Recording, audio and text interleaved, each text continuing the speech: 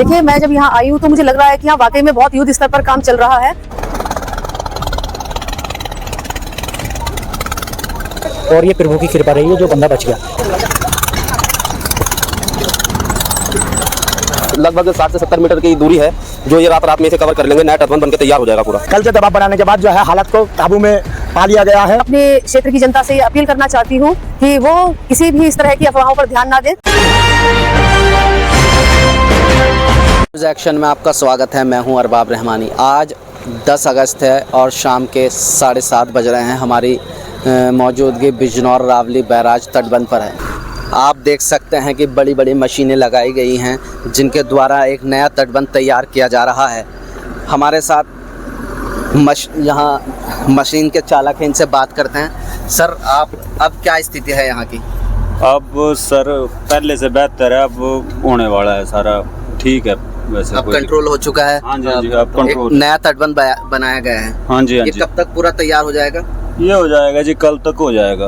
1-2 दिन, हाँ, या तो 1-2 दिन में हो जाएगा। अगर और ऊंचा करेंगे तो 1-2 दिन लग जाएंगे, नहीं तो कल तक हो जाएगा। वहाँ सुबह तक वहाँ पहुँच जाएंगे। अच्छा, ठीक है। देखिए, मैं जब यहाँ आई हूँ तो मुझे लग रहा है कि यहाँ वाकई में बहुत युद्ध स्तर पर काम चल रहा है। यहाँ के जो ग्रामीण हैं, सिख समुदाय के लोग हैं और जो यहाँ के क्षेत्रवासी हैं, किसान हैं, वो सभी यहाँ एकजुट होकर दिखाई दे रहे हैं।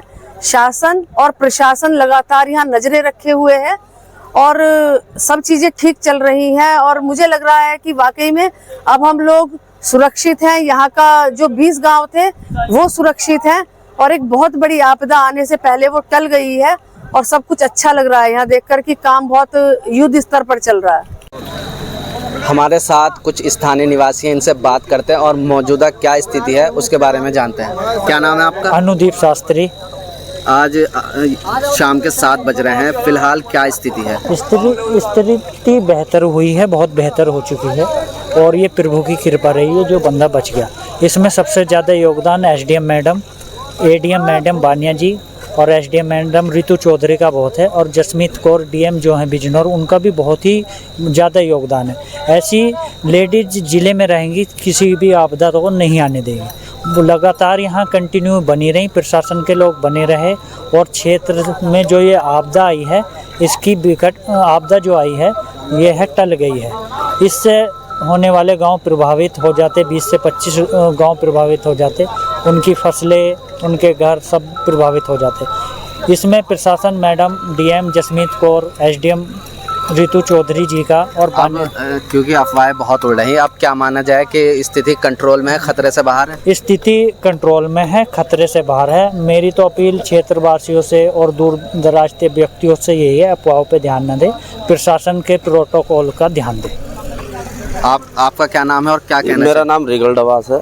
मैं कहना चाहता हूँ कि प्रशासन वाकई में अब अच्छे से काम कर रहा है और जैसे कि देख पा रहे हैं कि प्रभु की बहुत अच्छी कृपा रही है। जैसे कि परसों रात की स्थिति थी, बंदा पूरा नीचे से लिगिज हो गया था, तो प्रभु की देन रही कि वो एक ढांग ऊपर से नीचे आ गिरी। वो पानी का जो रिसाव था वो सब बंद हो गया था।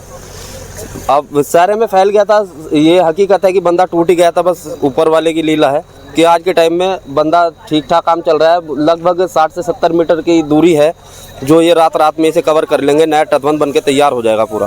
फिर वाहनों का आवागमन हो जाएगा जो यहाँ काम कर रहे हैं, तो फिर बंदे की और ज़्यादा मजबूती बना लेंगे।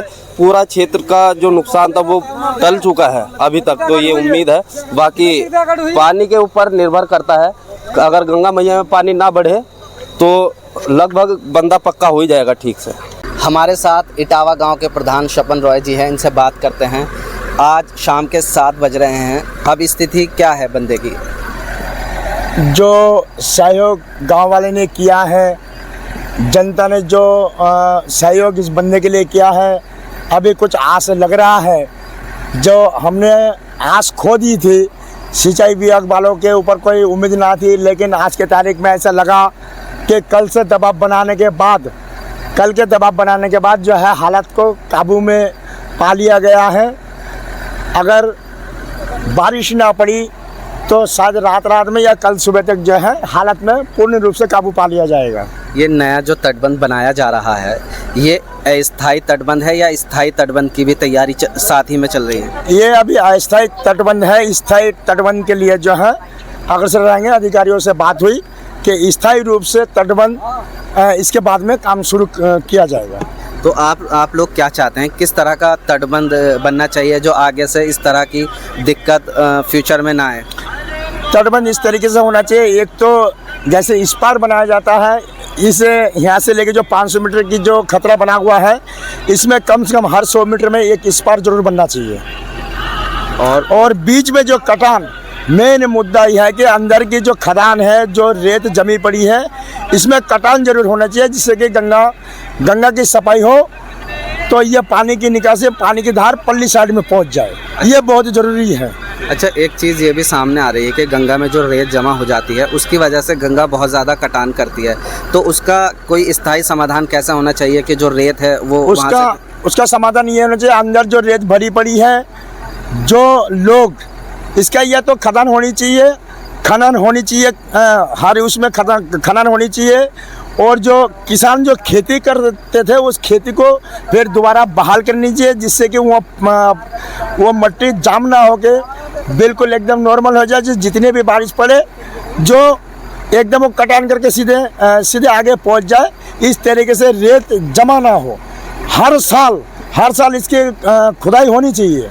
किसी सफाई पर सरकार ने करोड़ों रुपए खर्च कर योजना बनाई थी, उस परियोजना का क्या लाभ मिला? उस परियोजना का कोई लाभ नहीं मिला, केवल एक हवा में रह गई है, इसमें कोई जो फायदा मिला नहीं है। मेन बात क्या है, सिंचाई विभाग वाले और जो है जंगलात वालों को ये सोचना चाहिए, गंगा की सफाई के लिए कटान बहुत अंदर जरूरी है। जब पानी सूख जाए, छोटे मोटे जो लोग बुग्गी चलाते हैं या ट्राली चलाते हैं, उन लोगों को छूट मिलना चाहिए, जिससे कि यहाँ से रेत उड़ जाए और गंगा की सफाई अच्छी तरीके से हो जाए। जो जितने भी बारिश पड़े उस बारिश से पानी की बढ़िया निकासी हो जाए, जिससे कि ये हादसा दोबारा ना बने।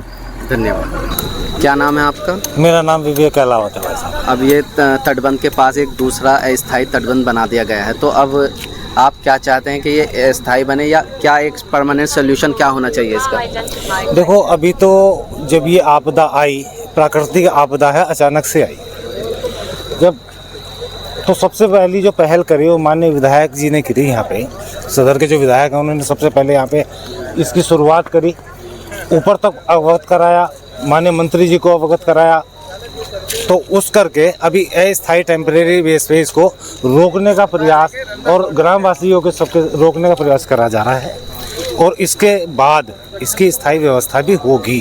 तो ये श्रमदान हो रहा है या मजदूरी पर लोग काम कर रहे हैं? देखो, जो भी क्षेत्र के सर्व समाज के लोग हैं यहाँ पर सब लोग काम कर रहे हैं, सब लोग अपना श्रमदान कर रहे हैं, और जो लोग NHI के द्वारा यहाँ पर आज आए हैं 2 दिन बाद, और सिंचाई विभाग से कुछ लोग मजदूरी पे भी काम कर रहे हैं, वो उन्हीं लोगों को सबको अवगत है। लेकिन ऐसा नहीं है, श्रमदान भी यहाँ पे हो रहा है। शुरुआत यहाँ श्रमदान से हुई थी, सभी क्षेत्रवासियों ने यहाँ श्रमदान किया, जब इसको रोकने में वो सक्षम रहे। क्षेत्र की जनता को आप क्या संदेश देना चाहेंगे आप? मैं अपने क्षेत्र की जनता से ये अपील करना चाहती हूँ कि वो किसी भी इस तरह की अफवाहों पर ध्यान ना दें। कार्य बहुत अच्छे से चल रहा है, जो विपदा थी वो टल गई है, और जो आधिकारिक पुष्टि हो उस पर ही ध्यान दें, फालतू की अफवाहों पर ध्यान वो ना दें। हमने यहाँ स्थानीय लोगों से बात की, उनका कहना है कि इस तटबंध पर पूरी तरीके से कंट्रोल पा लिया गया है।